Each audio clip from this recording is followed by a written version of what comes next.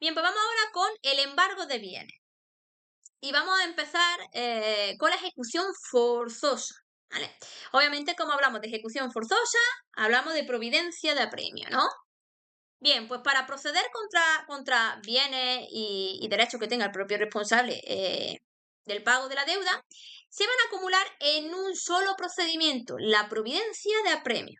Es decir, cuando queramos ya ir contra los bienes de ese sujeto responsable del pago de la deuda con la seguridad social, lo tenemos que hacer mediante una providencia de apremio, ¿vale? Las actuaciones del procedimiento de apremio para el cobro de esa deuda pueden prever un incremento, es decir, puede ser que ocurra que haya un incremento sobre la cuantía que se exige de hasta un 10%, es decir, la cuantía que se exige puede ser que se vea incrementada en ese 10%. ¿Por qué? Porque ese 10% va a ir relacionado con las costas o los intereses que puedan devengarse, ¿vale? Hasta el momento en el que se realice el cobro efectivo.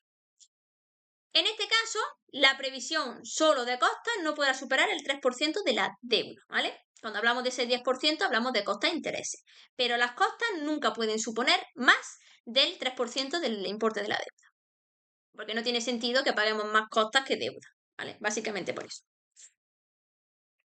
Sí,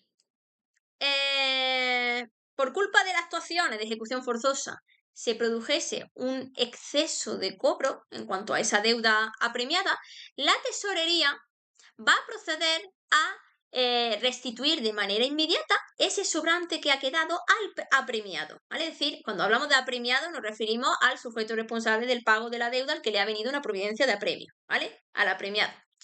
O bien aquella persona que sea titular del bien o del derecho. De la ejecución forzosa, también importante, pregunta de examen. Y sobre todo, muy claro, ese 10% y ese 3%. Vamos ahora con la ejecución de garantía, que también lo hemos mencionado en el tema anterior, pues aquí lo tenemos ya más en profundidad. Bien, pues una vez que ya la providencia de apremio ya es oficial, ya es firme en vía administrativa y todavía aún no se haya efectuado el ingreso, el recaudador va a instar la ejecución de garantías que pudieran existir. Es decir, el recaudador lo que va a hacer es que va a dar pie a que se interpongan las garantías que en ese momento pues, se necesiten, ¿no? Y que puedan existir. Para hablar de la ejecución de la garantía, nos vamos a ir al artículo 38, apartado 5 del texto refundido de la Ley General de la Seguridad Social y al artículo 88 del Real Decreto 1415-2004. Aquí vamos a encontrar regulado todo lo relacionado con la ejecución de la garantía, en este caso.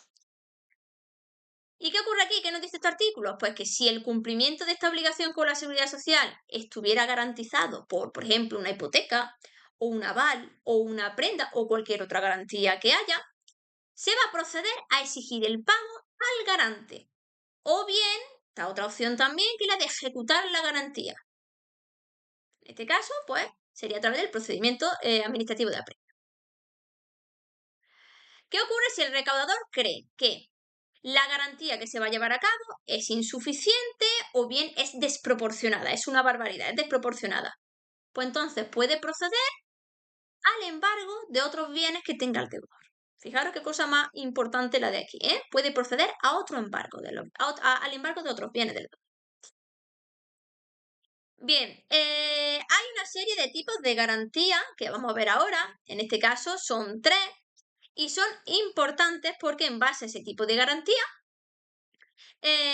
podemos constituir nosotros la garantía en función del asunto que estemos tratando, ¿no?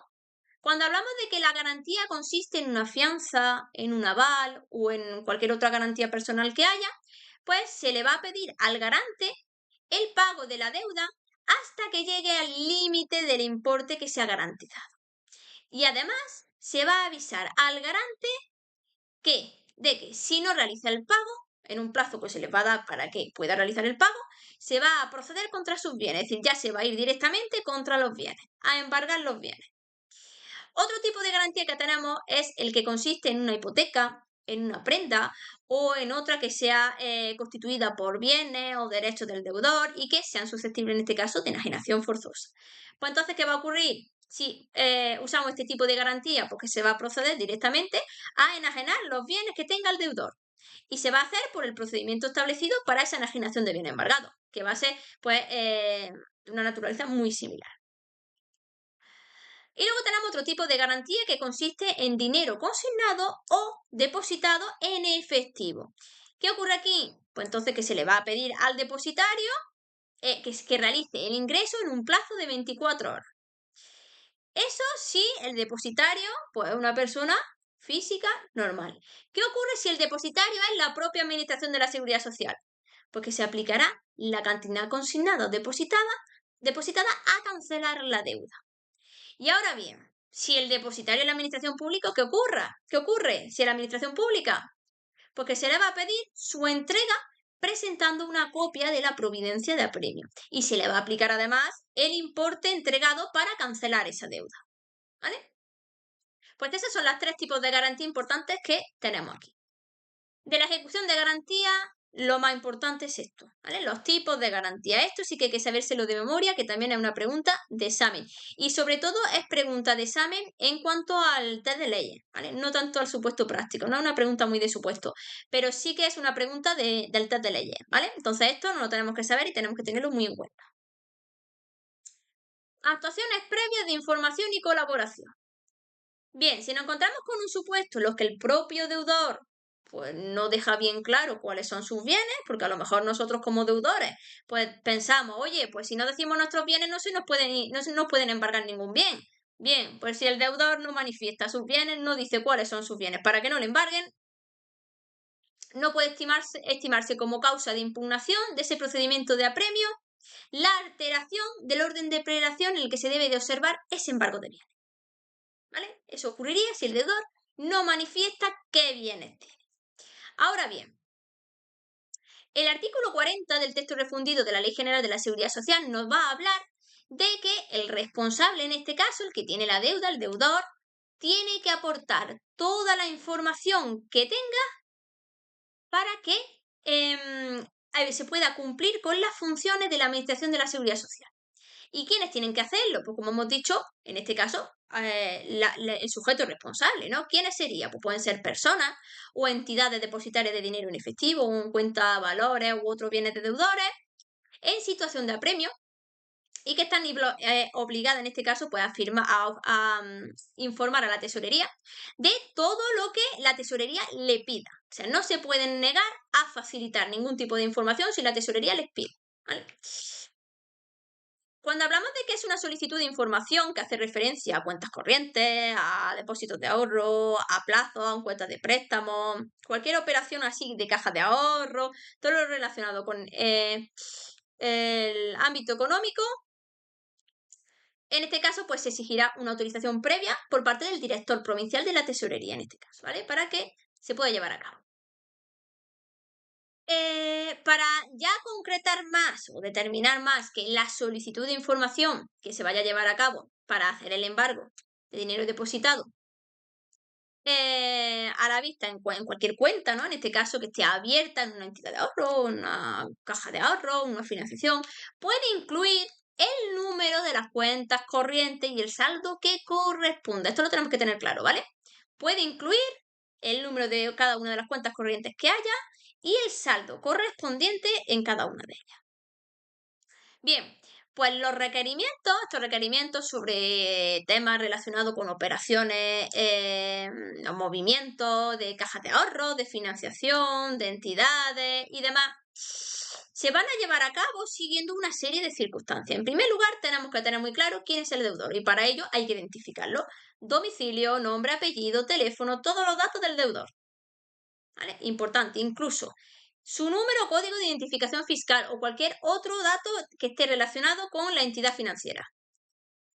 Clases de operaciones, objeto de investigación que se requiere en este caso. Se va a especificar, siempre especificando, si hablamos de un movimiento, de un depósito de ahorro, de una cuenta corriente, de si se va a hacer a plazo, si es un préstamo, si es un crédito, ¿vale? Siempre especificando de qué se trata en este caso. Y por último, el periodo en el que pues se refieren estas operaciones, ¿no? El periodo, en este caso, que va a comprender. Estos informes o estos requerimientos se tienen que cumplir en un plazo establecido, que va a ser de 10 días, y es un plazo máximo. Este plazo máximo puede prorrogarse o puede modificarse. Sí, se puede modificar si hay algunos casos en los que las propias circunstancias da pie a que se pueda modificar, ¿vale? O sea, estamos en una circunstancia en la que es necesario que ese plazo se modifique porque además está justificado y es que tiene que modificarse, pues se modifica. Lo normal es que el plazo máximo sean de 10 días. Bien, de las actuaciones previas de información y colaboración, me tengo que quedar sobre todo con el caso del deudor y el embargo de bienes. De aquí, la figura del director provincial de la tesorería, si hablamos de cuentas corrientes o depósitos de ahorro o préstamos, la solicitud de información y, por supuesto, las circunstancias que dan pie a eso, a esos requerimientos y el plazo de 10 días, ¿vale? Que es lo que va a haber como máximo. Práctica de embargo. Bien, pues vamos ya directamente con el embargo. Vamos a empezar a ver el orden de prelación. Pues bien, la URE va a ser quien se va a encargar de llevar a cabo el embargo de bienes de la premiada. Y lo va a hacer siguiendo un orden que viene ya establecido, es un orden de prelación. Empieza primero por aquellos bienes que son, digamos, tienen más facilidad para su enajenación. Y segundo lugar, serían aquellos que tienen una menor onerosidad para el propio apremiado, ¿vale? Ese sería el orden de prelación que seguiría. Si esta orden de prelación, por una circunstancia muy concreta, fuese imposible y no se pudiese llevar a cabo, entonces el embargo de bienes va a quedar sujeto a lo que nos diga el artículo 592, apartado 2 y 3 de la Ley 1/2000 del 7 de enero de enjuiciamiento civil, ¿vale? Digamos que ya haríamos lo que nos diga el orden, seguiríamos el orden que nos diga este articulillo y esta ley. En este caso, lo que nos dice este artículo y esta ley sería que el orden que habría que seguir, si nos guiamos por ello, sería primero dinero o cuentas corrientes. En segundo, crédito y derechos que se realizan o bien a corto plazo o bien en el acto. Metemos aquí también títulos, valores, cualquier instrumento financiero. Joyas y objetos de arte. Renta en dinero, por ejemplo, independientemente de cuál sea su origen o cuál sea la razón de su devengo. Intereses, renta y frutos de cualquier especie. Bienes muebles o semovientes. También metemos aquí, pues, títulos, valores, acciones. Bienes inmuebles, sueldos, pensiones, salarios, ingresos de actividades, por ejemplo, mercantiles, autónomas. Y por último, los créditos. Créditos, derechos y valores que se realizan a medio o a largo plazo, ¿vale? También estaría aquí metido. ¿Cuándo puede decretarse el embargo de empresa? Pues cuando resulte preferible al embargo de todos de sus distintos elementos patrimoniales, ¿vale? Básicamente solo con eso. Cuando hablamos de un crédito que se realiza en el acto o a corto plazo, ¿a qué nos estamos refiriendo? Pues nos referimos a cuando, teniendo en cuenta su vencimiento, por supuesto, y con las circunstancias jurídicas en las que nos encontremos, puede ser realizado en un plazo que no sea superior a 3 meses. Ahí es cuando hablamos de uno que se hace en el acto o a corto plazo. A 3 meses. Ese sería el placillo que tenemos, no puede superar eso. Bien, de aquí, importante, nos tenemos que quedar con la figura de la URE, que va a ser quien se lleva a cabo el embargo. El orden de prelación, por norma general. Ahora bien, si seguimos lo que nos dice el enjuiciamiento civil, este orden de prelación también importante. Y el placillo de los 3 meses cuando hablamos de acto o a corto plazo. Eso digamos que sería lo más importante. De aquí. Esto del embargo de bienes, sobre todo lo suelen, en cuanto al orden de prelación, sobre todo también, lo suelen preguntar en el caso práctico, ¿vale?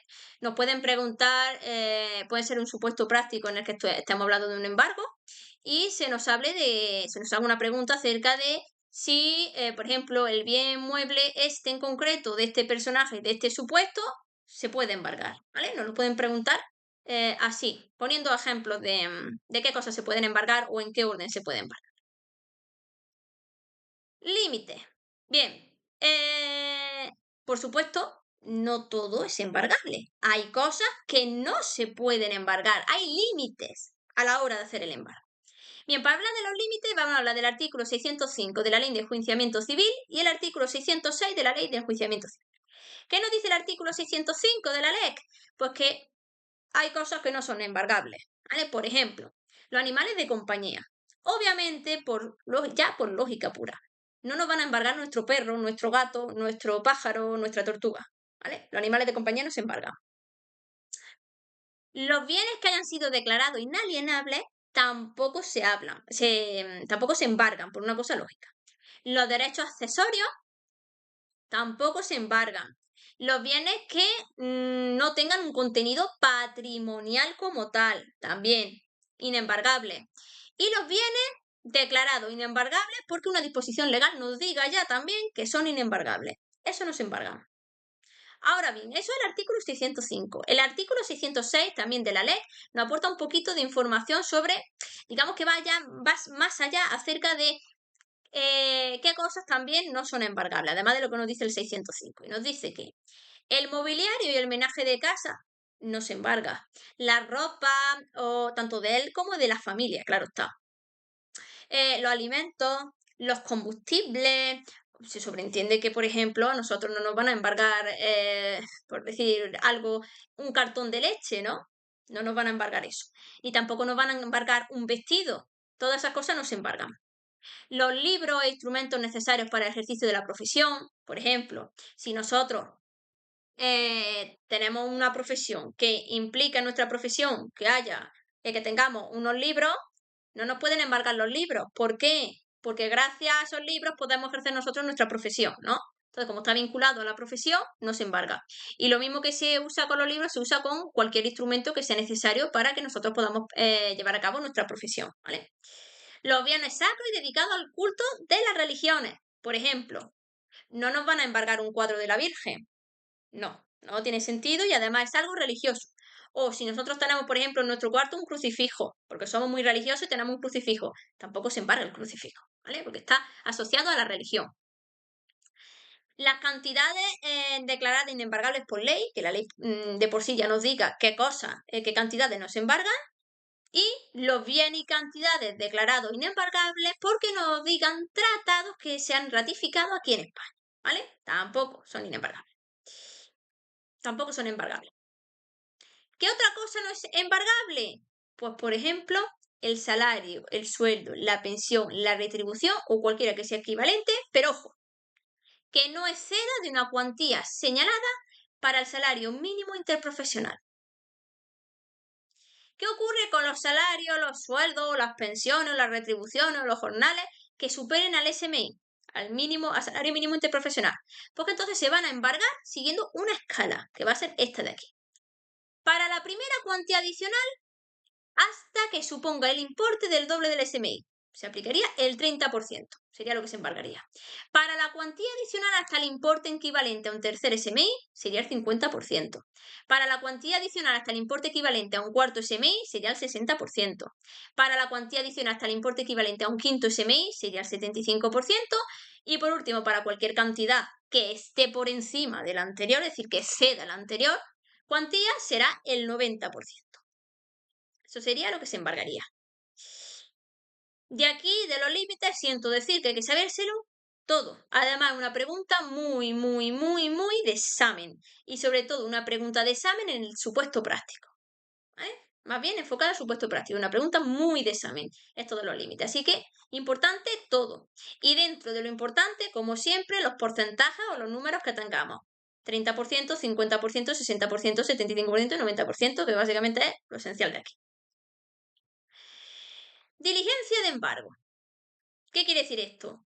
Pues que, por supuesto, por cada procedimiento de embargo, vamos a tener una diligencia de embargo, ¿no? O sea, en el momento en el que se vaya a proceder ya a embargar, venga, vamos a embargar esto, va a empezar la actuación de embargo. Se practica su diligencia de embargo.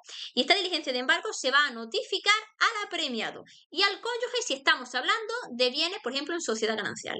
Por ejemplo, si yo tengo un bien que me van a embargar y ese bien que a mí me van a embargar es mío y no es de nadie más, la diligencia de embargo me viene a mí.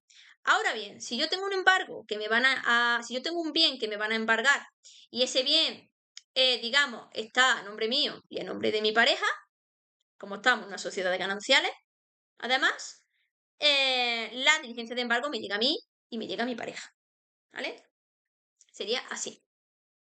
Depósito de bienes embargados. Lugares para el depósito. Por supuesto, los bienes se embargan y en algún lado hay que dejarlos, ¿no? Pues se deja en lugares que están creados para depositar esos bienes embargados. Y esos lugares tienen que ofrecer garantía de seguridad y solvencia. Imaginaros que nosotros, no encima de que nos embargan los bienes, lo dejan en un lugar y ahora resulta que en 3 días no han robado el bien. Pues imaginaros el caos que sería. Sobre todo porque nosotros, si pagamos la deuda, recibimos otra vez nuestros bienes de vuelta. O sea que imaginaros. Esos lugares para el depósito tienen que ofrecer garantía de seguridad y solvencia, que a los bienes que estén ahí no les va a pasar nada. En caso contrario, es decir, cuando estos bienes se encuentren en un lugar que no ofrezca esta garantía, ¿qué ocurre? Porque se van a depositar en locales que tenga la propia tesorería, destinados para ello, o bien en locales de entes públicos o de empresas privadas que estén, digamos, dedicados de manera habitual a actividades de depósito, o en locales de personas físicas o jurídicas diferentes a la del deudor, porque no tiene sentido que a nosotros nos embarguen un bien y nos lo dejen en el garaje. En nuestro garaje seguiría siendo como si tuviésemos el bien, ¿no? No tiene sentido. Entonces, sería en un local diferente al del deudor y que ofrezca, por supuesto, garantías de seguridad y solvencia. Y de manera excepcional, una excepción que ya os digo que rara vez se aplica, en los propios locales donde estuviesen ubicados cuando hablemos de bienes que cueste mucho transportarlo o bien que sea un bien muy costoso para su transporte, ¿vale? Es decir, que el transporte cueste mucho. ¿Qué ocurre aquí? Que en este caso pues se presentaría la zona o bien se adoptaría unas medidas que de pie a que se garantice seguridad e integridad, en este caso. Pues aquí de los lugares para el depósito también me pone importante, de aquí hay que sabérselo todo. Es que este tema prácticamente hay que sabérselo todo, es muy importante. Incumplimiento de las órdenes de embargo. ¿Qué ocurre si a nosotros nos llega una orden de embargo y nosotros la incumplimos? ¿Qué ocurre si incumplimos esta orden de embargo? O bien nosotros, claro, como deudores, o cualquier persona, en este caso, que esté obligada a colaborar en el embargo. Cualquiera me vale. ¿Qué ocurre? Pues que la Dirección Provincial de la Tesorería va a realizar las actuaciones que sean pertinentes en ese caso y si tiene que llegar a una acción penal, lo va a hacer. ¿Vale? Aquí metemos también la acción penal, es decir, que la tesorería puede interponer una acción penal para todo aquel, ya sea el deudor o ya sea cualquier persona que esté obligada a colaborar en el embargo, se oponga o incumpla esa orden de embargo, ¿vale? En este caso. Levantamiento de embargo. Sí, el embargo se puede levantar. ¿Y cuándo se levanta el embargo? Pues, por supuesto, cuando hemos pagado la deuda. A nosotros nos han hecho un embargo, se han llevado nuestros bienes, ahora pagamos la deuda, nuestros bienes vuelven de vuelta, ¿vale? No se pierden, vuelven con nosotros. Bien, pues el pago de la deuda, como hemos dicho, tiene efecto cuando se extingue la deuda. Una vez que nosotros hemos pagado la deuda, se extingue. No hay deuda, ¿no? Vuelven nuestros bienes. Y cuando hay una liberación de los responsables. Por supuesto, pues se tiene que reunir una serie de requisitos. Una vez que ya se ha pagado la deuda en su totalidad, esa deuda que era objeto de apremio, de ese embargo, el recaudador lo que va a hacer es que va a llevar a cabo unas actuaciones muy concretas. En primer lugar, va a alzar el embargo. ¿Vale? Se va a producir un alzamiento de los embargos que haya. Va a haber un acuerdo de entrega de esos bienes y de esos derechos embargados al deudor, al apremiado, que ya no sería deudor, al apremiado. Es decir, se le va a devolver los bienes al apremiado. Y va a realizar todo lo que esté en su mano para poder cancelar las anotaciones de embargo que haya. Es decir, las anotaciones que haya, pues las cancela y ya está. Eso digamos que sería las actuaciones que seguiría una vez que se haya ya producido esa satisfacción de la deuda total y, pues bueno, el recaudador ya entra en juego para realizar esas actuaciones.